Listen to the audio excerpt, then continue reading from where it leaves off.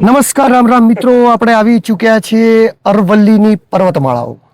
અરવલ્લીની પર્વતમાળાઓની અંદર દર વર્ષે સીડ બોલ વાવવાનું કામકાજ બનાસ ડેરી દ્વારા થતું હોય છે. અને આજે આપણે અહીંયા સીડ બોલનું વાવેતર થતું હતું, જે ઉગાડવાનું કામકાજ થતું હતું, એ જોવા માટે આવ્યા છીએ. તો આપણે આજે વાતચીત કરવાના છીએ જેમને આ કામ ઉપાડ્યું. આપણા ગુજરાત રાજ્યના માનનીય અધ્યક્ષશ્રી અને ડેરીના ચેરમેન સાહેબ શંકરભાઈ સાથે આપણે જોડાયા છીએ. તો સાહેબ, પહેલું તો મારી ચેનલમાં આપનું ખૂબ ખૂબ સ્વાગત છે.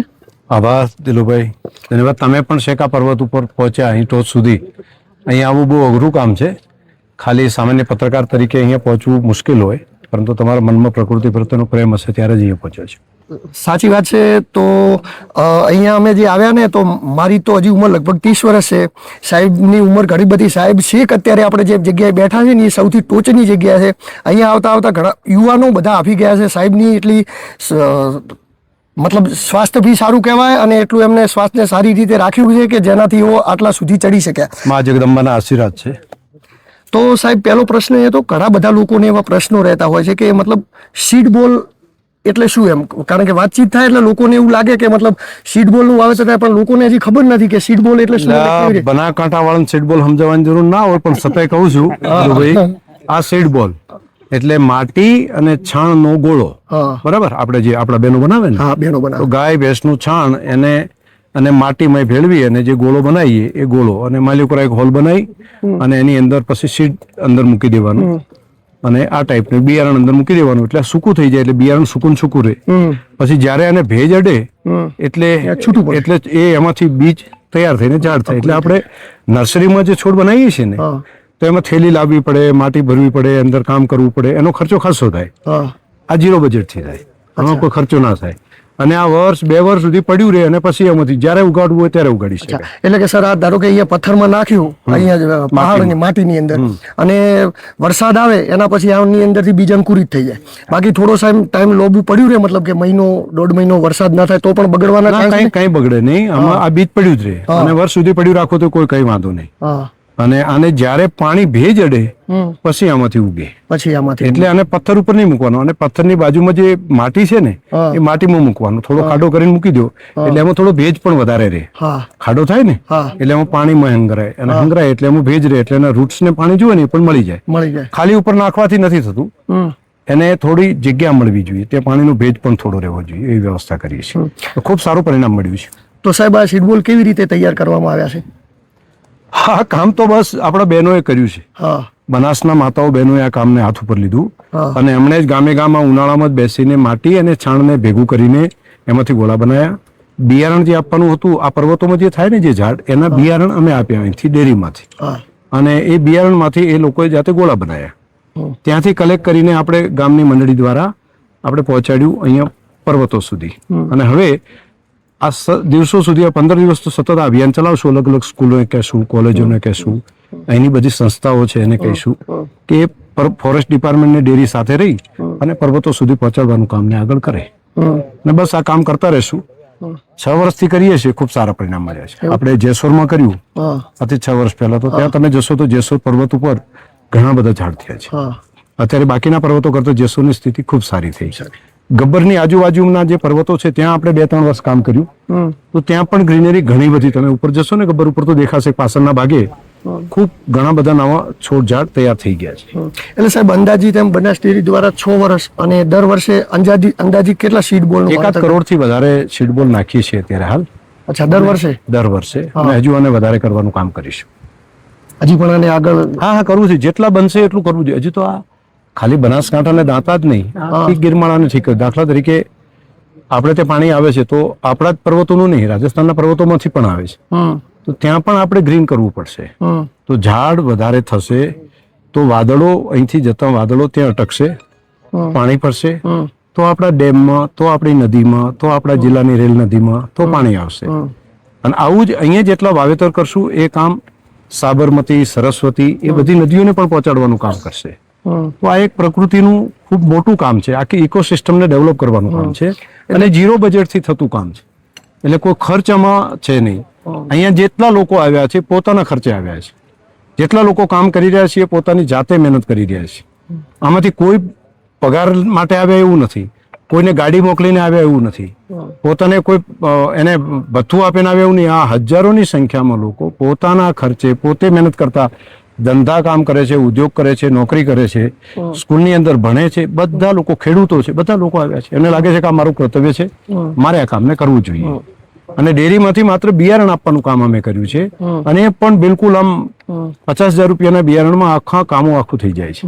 અચ્છા, એટલે મતલબ ખર્ચો એટલો બધો નથી લાગતો કે બિયારણ હોય ને એના ઉપર જે બેનો જાતે માટી અને છાણનું કામ કરે ને એના પછી એને સીડ બોલ બનાવવામાં આવે. અને બિયારણ પણ દાનથી અમે લઈએ છીએ, એ પણ અમે નાનું મોટું દાન, એટલે કોઈ એક પણ રૂપિયો ખર્ચો કર્યા સિવાય 0 બજેટથી થઈ શકે એવું કામ છે. આ કોદાળીઓ લાયા છે ને એ પણ અલગ અલગ લોકોએ દાનમાં આપી છે.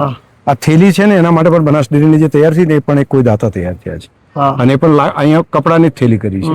બધું સ્વયં લોકોનું કામ છે અને લોકો કરી રહ્યા છે. અમે તો ખાલી દિશા આપી છે અને કહ્યું છે કે આપણે સાથે મળીને કામ કરવા જેવું છે, અને બધા લોકો કરે છે આ કામ. એટલે સર, જે અરવલ્લીની અંદર જે સીડબોલ નાખવાનું કામકાજ થઈ રહ્યું, આના પાછળનો ઉદ્દેશ્ય શું? મુખ્ય ઉદ્દેશ એ જ છે કે આપણા પહેલા જેવી ધરતી હતી, હરીભરી હતી, વૃક્ષો હતા, ઝાડ હતા, અહીંયા પાણી ખળખળ વહેતી નદીઓ હતી, આ 100 સાલ પહેલા હતી. તો આપણે 4-5 પેઢી પહેલા આ બધું જોયું છે, લખેલા રેકોર્ડ છે, ડેટા છે. તો આપણે દર વર્ષે ધીમે ધીમે કરતા વૃક્ષો ઓછા થઈ ગયા, કપાઈ ગયા, પાણી પણ ઘટવા માંડ્યું, અને ધરતીમાં જે પાણી હતું એ પણ છેલ્લા 50-100 વર્ષમાં આપણે કાઢી લીધું. તો એને ફરી આપવું કે નહીં? અને જો આપણે નહીં આપીએ તો આવું કેટલી પેઢીઓ ચાલશે? 2-4 પેઢી પછી શું થશે? તો ધરતીમાં પાણી જ નહીં હોય. આ જંગલો છે ત્યાં આગળ માત્ર પથ્થરો જ દેખાતા હશે, અને એકલા પથ્થરો કેટલા ભૂંડા લાગે. તો આપણે તો હરિયાળા ત્યાં વૃક્ષો વાવવા જોઈએ, અને વૃક્ષ હશે તો વરસાદ આવશે. તો આપણે તો શરૂઆત કરીએ, બધા કીધા કરે આવું થઈ ગયું, આવું હતું, ચલો બસ એના સપના જ જોયા કરવાના, કોઈ શરૂઆત નહીં કરવાની. કોઈકે તો શરૂઆત કરવી પડશે ને. ઘણા લોકો શું કર્યા કરે, માત્ર રોદણા જ રોયા કરે, માત્ર પરિસ્થિતિનું વર્ણન જ કર્યા કરે. આવું હતું, આવું હતું, આવું થઈ ગયું, આવું હતું, આવું થઈ ગયું. તો એવું નહીં, કોઈક તો શરૂઆત કરે. તો માના કે અંધેરા ઘણા હૈ, લેકિન દીપ જલાના કહા મના હૈ. એક નાનકડું કામ તો શરૂઆત કરીએ. તો અમે આ એક નાનકડું ખિસકોલી જેવું કામ કર્યું છે સેતુબંધમાં, કે કંઈ નહીં, એક સારી શરૂઆત તો અમે નાનકડી આપણે કરી લઈએ. તો બસ શરૂઆત કરી ત્યારે થોડા લોકો હતા, આજે તો તમે બધા આખી ટીમો આવી છે ને. જો ને આજે મીડિયાના પણ કેટલા બધા મિત્રો અહીંયા પહોંચી ગયા, આજે કેટલા બધા લોકો પણ આવ્યા, બધી અલગ અલગ પોલિટિકલ પાર્ટીઓના લોકો પણ આવ્યા. બધા દર વર્ષે વધતા જાય છે. દરેકને લાગે છે કે આ કામને કરીએ, અને અમારા મનથી તો જે હું માનું છું કે આ કામ એ મા જગદંબાને ચૂંદડી ઓઢાડવાનું છે, હરિયાળી ચૂંદડી ઓઢાડવાનું કામ છે. એ આપણે કપડાની ચૂંદડી ઓઢાડીએ ને મૂર્તિને, તો એવું જ એક આ માને એક ચૂંદડી હરિયાળી ઓઢાડવાનું કામ આ પર્વતો ઉપર આપણે બધા ભેગા મળીને કરીએ. બીજ મૂકવાનું કામ આપણું કરીએ, ઉગાડવાનું કામ તો પ્રકૃતિ કરશે. એણે જ ઉગાડ્યા છે, એણે જ ચલાવ્યું છે, આપણે થોડા મદદરૂપ થઈએ. બીજ ધોવાઈ ગયા બધા, પર્વતો ઉપર વરસાદ આવ્યું ને દર વખતે પાણી વહેતું ગયું, અને બીજ બધા નીચે જતા રહ્યા. તો અહીંયા અત્યારે બીજ નથી, એ પહોંચાડવા પડે. જ્યાં પંખીઓ પણ ન પહોંચી શકતા હોય ખાઈને ઉપર, એવી જગ્યા ઉપર પણ આપણે પહોંચાડવાની વ્યવસ્થા કરવાનું કર્યું છે. તો બસ આ એક નાનકડો પ્રયત્ન. મેં જોયું ત્યાં ડ્રોન થી જે પહોંચતું હતું, એ મતલબ એ શેક ટેકરી ઉપર પણ આપણે આ કામને કરીએ. તમે જોજો ને આ 10 વર્ષમાં આ આખો પર્વત આજે જે બહારથી તમે જુઓ છો ને સૂકો દેખાય છે ને, ક્યાંક ક્યાંક જ ઝાડ દેખાય છે ને, 10 વર્ષમાં જોજો આખો હરિયાળો છે. તો એક નાનકડું તો સંતોષ થાય. અહીંથી રોડ ઉપરથી નીકળીએ તે દિવસે આ પર્વત દેખાય, અને આપણને બધાને લાગે કે આપણા બાળકોને પણ લાગે કે અમારા દાદાઓ આવ્યા હતા આ કામ માટે, આવો પર્વત ઉપર ચડ્યા હતા, આ સૂકો પર્વત હતો, આ હરિયાળો કર્યો. બસ એવું નાનકડું એક કામ અમે બધા કરી રહ્યા છે, અને સંતોષ થાય. અને મૃત્યુ વખતે પણ એવું લાગે કે આપણે હતી એના કરતાં આપણે જેટલું ઓક્સિજન લીધું, આપણે જેટલું પાણી આ શરીરમાં આપ્યું, કમસે કમ એના માટે કંઈક તો ઉપયોગી થઈએ, કંઈક તો ધરતી સારી મૂકતા જઈએ. બસ એટલા માટે આ કામ કર્યું છે. એટલે આ આત્મસંતોષનું કામ છે. આ કોઈ ડેરીના ચેરમેનનું કામ નથી, આ વિધાનસભાના અધ્યક્ષનું કે ધારાસભ્યનું કામ નથી, એક નાગરિકનું કામ છે, અને એક દરેક નાગરિકનું આ કામ છે. અને એક નાગરિક તરીકે હું આ કામને આગળ લઈ રહ્યો છું, અને બધા મિત્રો પણ એ જ પ્રમાણે કામ કરી રહ્યા છે. અમારી આખી ટીમ જોડાઈ છે મિત્રોની. બધા જેને શંકરભાઈ ગમે છે, જે લોકોને પ્રકૃતિ ગમે છે, જે લોકોને પર્વતોને ઠીક કરવા છે, બધા લોકો આમાં જોડાયા છે. તો મિત્રો આપણી સાથે જોડાયા હતા અધ્યક્ષ શ્રી શંકરભાઈ ચૌધરી સાહેબે. અહીંયા લગભગ 5,000થી વધારે લોકોની ટીમ એ અહીંયા સીડ બોલ નાખવા માટે આવી હતી ને સવારથી ચાલુ હતું. હું આવ્યો હતો, મને એવું લાગતું હતું શરૂઆતમાં કે અત્યારે આપણે ક્યાંક અહીંયા આટલામાં નજીકમાં સીડ બોલ નાખી અને લગભગ પાછું જતું રહેવાનું થશે.